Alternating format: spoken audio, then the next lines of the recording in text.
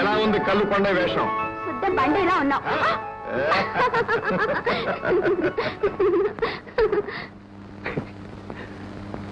రోజా నవ్వుతున్నట్టుంది. నవ్వుతాం. అసలు ఇదంతా నీ వల్ల వచ్చింది. వాడు లోపల ఏం చేస్తున్నాడు ఏమో. పాట పాడేటప్పుడు వాడు రోజా ఒంటి మీద చెయ్యిస్తూనే నా ఒంటి నిండా తేళ్లు పాకినట్టు అనిపించేది. ఎంత ఆపుదాం అనుకున్నా ఆకున్నా మొదటిసారిగా నా కళ్ళపు నీళ్లు కూడా వచ్చినాయి. నీకే తెలుసు.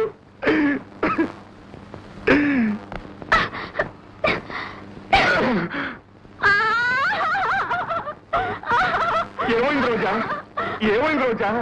ఏదో కాసేపు నటించి మరి అతను నా మీద పడి ఇంత మోటుగా ప్రవర్తిస్తాడా? అయ్యో స్వామి! మా నాన్నలాగా అర్థం కాకుండా మోటుగా అంటే ఏం చేశాడు? చూడు, నా జాకెట్ చింపాడు. జాకెట్ చింపాడా? చింపాంజిగాడు అంతేగా. పెద్ద ప్రమాదం. వెంట్రుకు వాసులు తప్పిపోయింది. అయ్యో, ఇక ఇలా నటించడం నా వల్ల కాదమ్మా, నా వల్ల కాదు.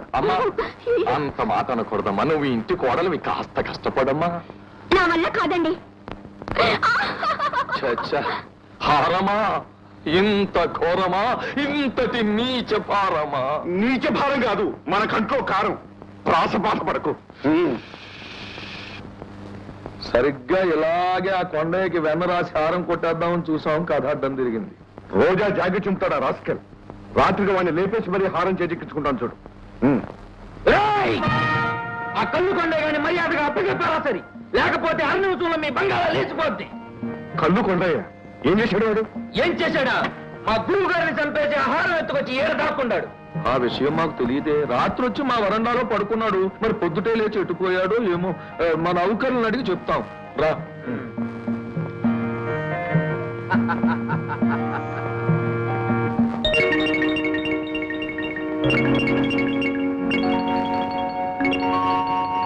హరి, ఆ కొండయ్య గారిని ఎక్కడైనా దాచేయకపోతే ఆ హారం వాడికి దక్కదు, మనకి చిక్కదు. మధ్యన ఈ పిల్లు సన్నాసులు తన్నుపోయేలా ఉన్నారు. నిజమేనా?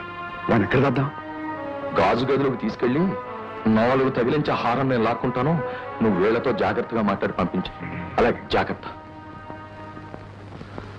కొండయ్య గారు, మీరు వాళ్ళ గురువుని చంపారు. నా పిల్లులంతా వచ్చి మా బంగ్లా మీద పడ్డారు. అశ్విని హడి, ఎవడబేడు తుంబా ఈ కొండతో పోట్లాడటానికి వస్తాడా? అది రక్తం కళ్ళ చూస్తారు. వద్దు గురు, వాళ్ళతో కూడా పుట్టుకోవద్దు గురు, నా మీద ఒట్టు. పిరికినా ఎలా? కొండయ్య గారు మిమ్మల్ని భద్రమైన చోట్లో దాచేస్తాను. వస్తారా? పెద్దయ్య త్వరగా ఎక్కడైనా తీసుకెళ్ళి దాచేయండి. ఇది నీకు చాలా భద్రమైన చోటు. పిల్లులు కాదు కదా, వాళ్ళ తలలో జేజమ్ములు కూడా నీ ఆచూకీ తెలుసుకోలేదు. ఏందో ముసలా, నువ్వు బాగా తెల్లమార్చేవాడివే. నీళ్లలోనే గది కట్టించినట్టే నీ అవ్వాసు. కొండయ్య, ఎన్నాళ్ళు నువ్వు సుయ్యాని పిలిచిన గూట్లి అని తిట్టినా పడి ఉన్నది తెలుసుమే. నన్ను దాసి నీ మాట నువ్వు నిలబెట్టుకుంటావు. ఆ ఆరో నీకిచ్చి నా మాట నేను నిలబెట్టుకుంటాను. అరే సుబ్బయ్య, కొండయ్య మాట అంటే మాటే బే గూబే. తీసుకో, అనుభవించు. చాలుబే బూట్లే. సపాష్. శేషు, ఆ గాయత్రి నేర్చుకురండి.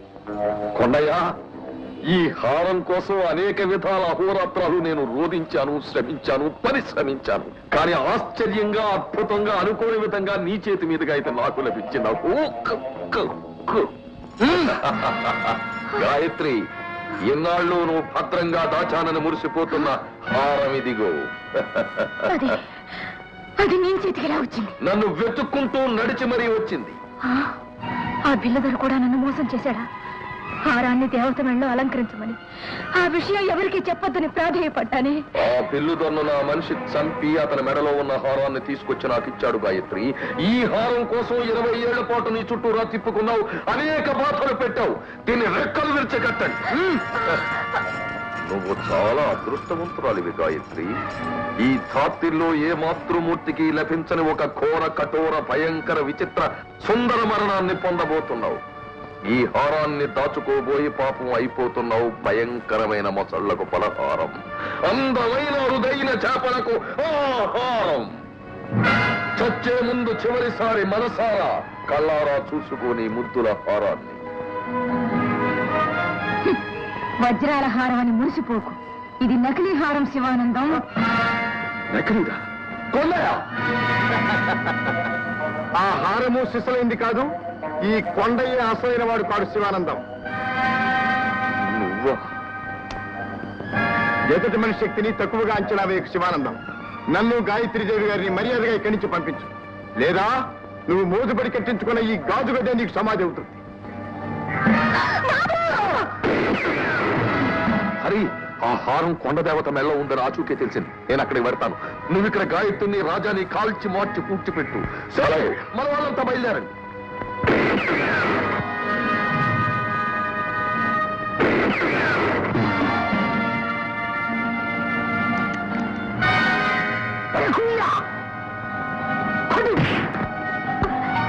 వెళ్ళు, రోజాని గాయత్రీదేవి గారిని బయటికి తెచ్చు. నువ్వు వెళ్ళి కూడాని కాపాడు. వెళ్ళు. అట్లానే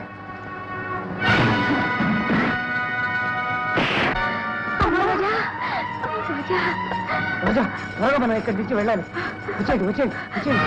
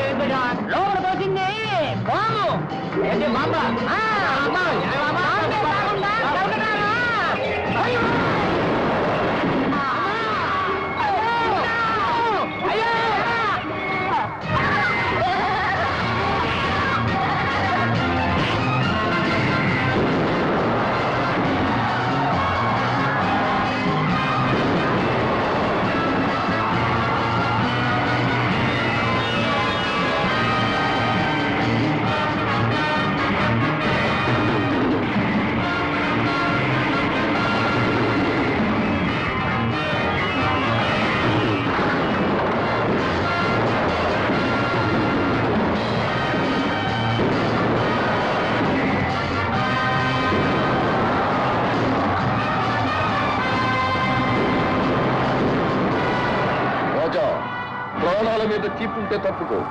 నీ తండ్రి నా చేతుల్లో పిట్టలా గిజగిజలాడి మరీ చచ్చాడు. నువ్వు ఒక లెక్క. ఛ!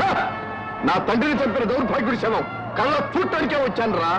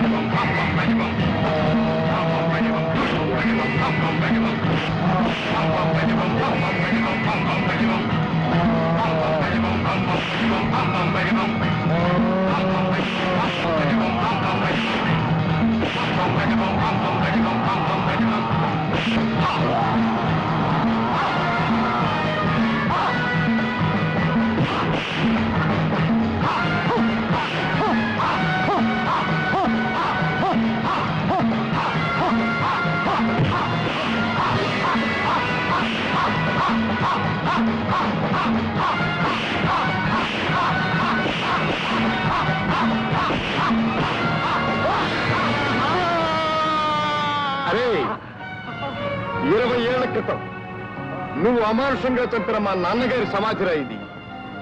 నీ కుట్రకు కుతంత్రానికి బలైపోయిన ఒక మహామనిషి సమాధి. నాన్న, మిమ్మల్ని అపకీర్తి పాలు చేసిన దౌర్భాగ్యుణ్ణి మీ కాళ్ళ మీద పడేశాను. నా కసి తీర్చుకున్నాను, నా సభ్యులను నెరవేర్చుకున్నాను. నిన్న రోజా ఫోన్ చేసి నాకు అన్ని వివరాలు చెప్పింది Raja. How can I thank you? చనిపోయిందనుకున్న నా భార్యను నా దగ్గరకు చేర్చు. చీకటైపోయిన నా జీవితంలో వెన్నెల వెదజల్లావు. ఆనాడు నిన్నంత అవమానించిన మంచి మనసుతో నాకింత మంచిని చేశావు. నీ రుణం ఎలా తీర్చుకోను రాజా? కొందరు స్వార్థపరులు మా నాన్నగారి మీద వేసిన అభాండాన్ని తుడిచివేయగలిగారు. అదే నాకు ఆనందం భూపతి గారు. దొరా, నువ్వు నీ గూడెం వాళ్ళు నాకెంతో సాయపడ్డారు. నా కోసం కష్టపడ్డారు. ఇళ్ళు వాకిళ్ళు పోగొట్టుకుని నష్టపడ్డారు. కొత్త ఇళ్ళు కట్టించి మీ అందరి రుణం తీర్చుకుంటాను. దొరా, ఓ మంచి పనికి సాయపడ్డామన్న తృప్తే చాలు మాకు. అమ్మా, ఆ రోజు మీరు నాకు ఇచ్చిన హారం తిరిగి మీకు ఇచ్చుకుంటున్నాను. తీసుకోండి అమ్మా. వద్దు దొరా. ముక్కలైపోయిన మా కుటుంబాన్ని తన చల్లటి చూపుతో ఏకం చేసిన మీ దేవతకే ఈ హారం సమర్పిస్తున్నాం. ఆ తల్లి మెళ్ళు అలంకరించు దొరా. చిత్తంగా సిగ్గుపడుతున్నావేంటి? అక్కడంతా అయిపోతా ఉంది. ఏమండి, ఇచ్చిపుచ్చుకుంటారో ఇల్లు కట్టించుకుంటారో అన్ని సరేలే. రాజాన్ని ఒక ఇంటివాడు చేసే పాయింటే ఎత్తారేంటి? గురు, త్వరగా పెళ్లి చేసుకో గురు. రాజా రోజాని పెళ్లి చేసుకుంటే నేను ఈ పూజాని పెళ్లి చేసుకుంటాను. అప్పుడే కుడుతున్నావేంటి?